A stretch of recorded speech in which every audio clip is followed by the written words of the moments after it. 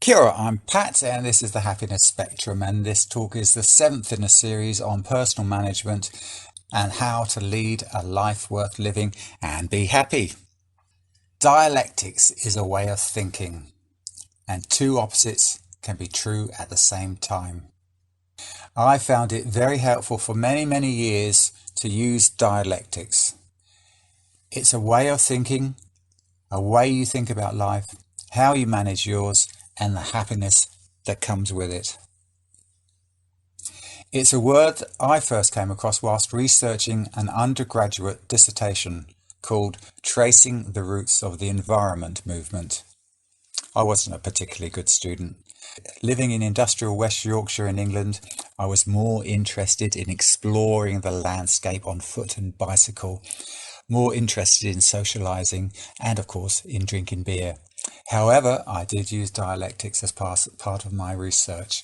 And if you want to see the abstract from that research, you need to go to the website happinessspectrum.jimdofree.com, where you can see a photo of a yellowing piece of paper on typed script that shows that it was written quite a long time ago.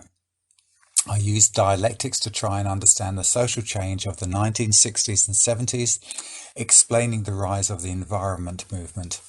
And I think it's still relevant today as we increasingly become aware of the negative ecological and climatic impact of the way we live and the need to change this.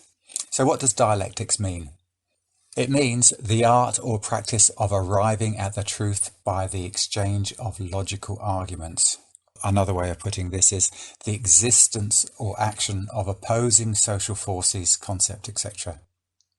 Dialectics is a process associated with the German philosopher Hegel. A process of arriving at the truth by stating a thesis, developing a contradictory antithesis, and combining and resolving them into a coherent new synthesis. The total process he called thought. It was his way of understanding the human experience through the perceptions of the mind. And as an aside, Engels and Marx were influenced by Hegel. Their dialectical materialism was a way of understanding social conditions through real-world conditions and their contradictions. What is sometimes forgotten with Hegel is that he was not just concerned with the rational and scientific aspects of the mind. The virtue of his dialectic, he thought, was that it could demonstrate the relationship between facts and values, external facts and internal values. I think there are both internal and external factors that impact on our life and our ability to manage it and our happiness. It's why I think dialectics is useful in personal management, as it is a tool to manage change over time. Visualize your current situation. This is the thesis. But then something happens that impacts upon you, be it an external event or a change in your values. Then think about the opposite of your situation, the other person's view, the counterpoint. This is the antithesis. The dynamic between these two, the thesis and its opposite, the antithesis, is helpful in identifying a new situation for you that resolves the problem. This is the synthesis. Over time, the synthesis becomes your new thesis, and so on. This I call the dynamic of personal change, and is a way of helping to resolve problems in life, be they social, economic, political, personal, or emotional. In the context of trying to live a life worth living, the happiness spectrum is an example of a dialectic, a spectrum from happiness to unhappiness / suffering.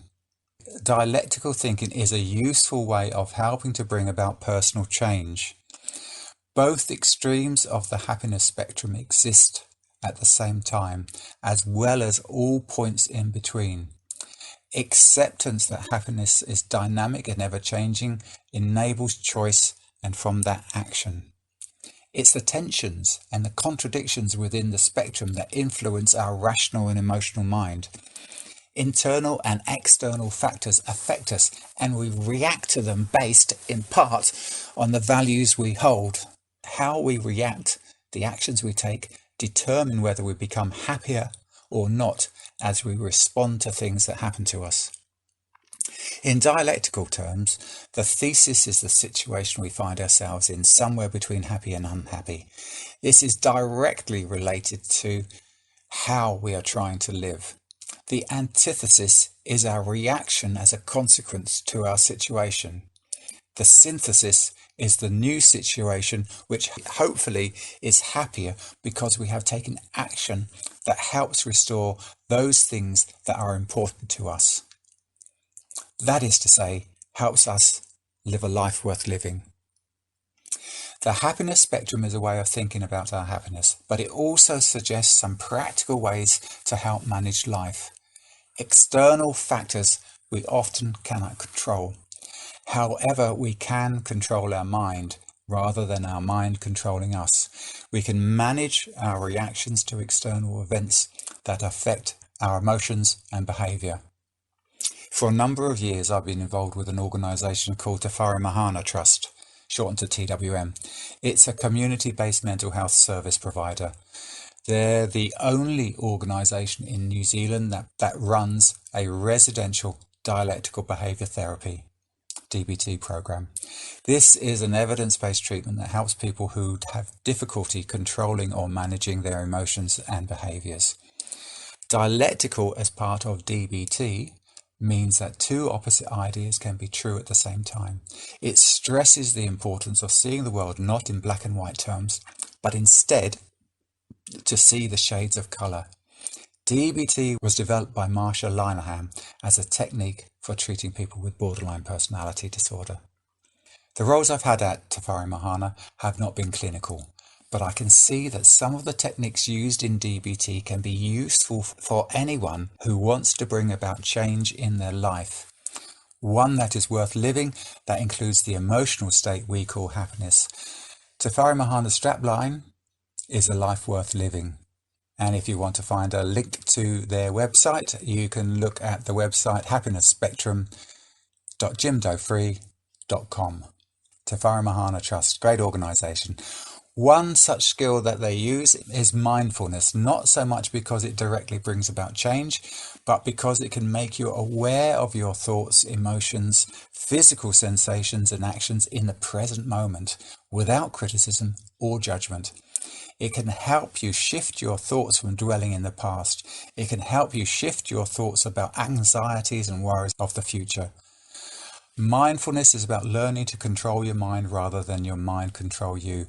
It's a helpful precursor to managing change, as it's an awareness of the present that allows you to shift your attention to those things that you want in your life. It helps you to react to external situations that impact on you in a way that is helpful rather than negative or destructive. So here's a mindfulness task to try. At the end of this talk, I'm going to play 1 minute of our dawn chorus. Sit comfortably, relax your breathing and just listen to the sounds.